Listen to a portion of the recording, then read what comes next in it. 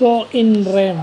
So, in rem translates to against a thing. So, ito raw yung authority ng korte na magresolba ng problems or disputes regarding property. Ito hindi tao, about property. So, pwedeng building, pwedeng lupa, pwedeng bahay.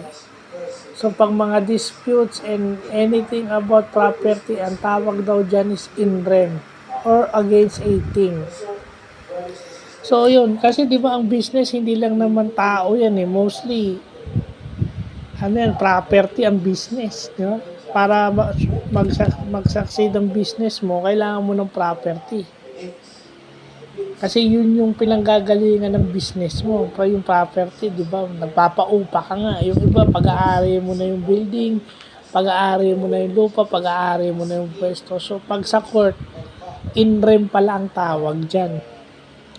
So, yun, magandang natututunan natin. Disclaimer again, consult a lawyer or a law student or yung nakapag-aral ng law kahit hindi nakapasa ng bar exam or hindi pa nag-take ng bar exam kasi alam nila to. Pinag-aaralan nila to pero hindi katwiran. Kailangan pag-aralan ko rin. Di ba? Kasi sa negosyo, meron ka ring sinusunod na batas. So, hindi excuse na wala kang alam sa ganito. Ito basic lang naman. So, yun lang po.